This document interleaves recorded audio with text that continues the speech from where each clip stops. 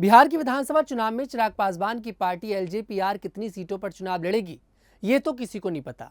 लेकिन कुछ सीटों पर चिराग पासवान और उनके कार्यकर्ता पूरी मेहनत करते नजर आ रहे हैं, जिससे लग रहा है कि इन सीटों पर वो चुनाव लड़ सकते हैं।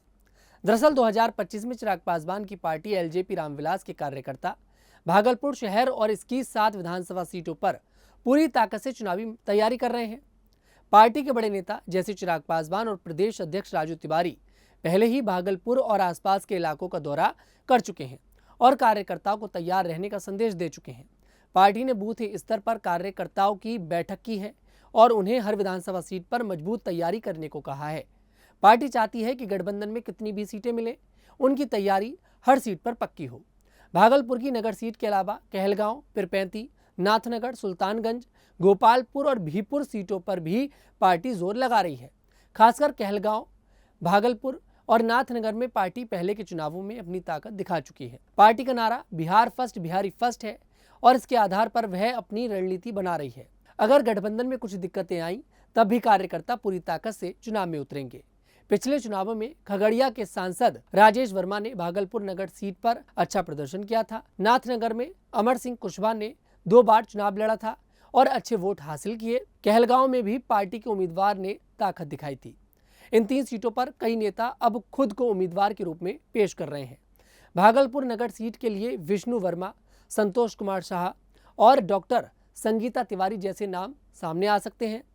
नाथनगर में अमर सिंह कुशवाहा और विजय यादव की दावेदारी मजबूत मानी जा रही है। कहलगांव और नाथनगर में कुछ नाराज जेडीयू और आरजेडी नेता भी चिराग पासवान और राजू तिवारी के संपर्क में बताए जा रहे हैं, क्योंकि वे अपने स्थानीय नेताओं से खुश नहीं हैं। कुछ नेताओं का कहना है कि स्थानीय स्तर पर कुछ लोग अपने फायदे के लिए उम्मीदवारों के नाम आगे बढ़ा रहे हैं, लेकिन अंत में टिकट किसे मिलेगा यह गठबंधन और पार्टी के बड़े नेताओं के फैसले पर निर्भर करेगा। पिछले चुनावों में लोजपा का प्रदर्शन अच्छा रहा था। 2015 में कहलगांव में नीरज कुमार मंडल को 43,752 वोट मिले और वे दूसरे नंबर पर रहे। नाथनगर में अमर सिंह कुशवाहा को 58,650 वोट मिले और वे भी दूसरे स्थान पर रहे। 2020 में नगर सीट पर राजेश वर्मा को 20,523 वोट और नाथनगर में अमर सिंह कुशवाहा को 14,715 वोट मिले।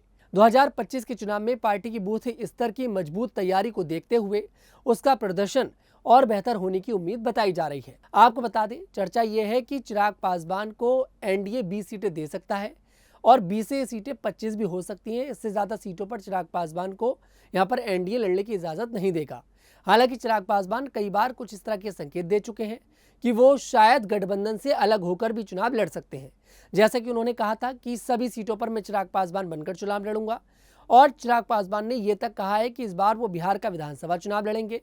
चिराग पासवान नारा लेकर चल रहे हैं बिहार फर्स्ट और बिहारी फर्स्ट का, जिससे ऐसा लगता है कि चिराग पासवान की तैयारी, चिराग पासवान की पार्टी की तैयारी पूरी है और छोटे लेवल से वो लोग शुरुआत कर रहे हैं।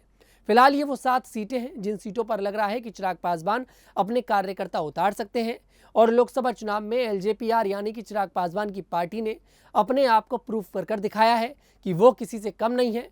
ऐसे में वो ज़्यादा सीटों की उम्मीद कर रहे हैं और अगर ये सीटें उनके खाते में जाती हैं तो ऐसा लगता है कि जो 3 सीट हमने आपको बताई हैं अलग, इन सीटों पर लगता है कि चिराग पासवान के कार्यकर्ता जो भी उम्मीदवार होंगे, अगर टिकट देते हैं वो, अगर यहाँ पर ये सीट उनके खाते में आती है तो इन सीटों पर चिराग पासवान की पार्टी जीत दर्ज कर सकती है। फिलहाल क्या है आपकी राय, कमेंट सेक्शन में जरूर बताइएगा।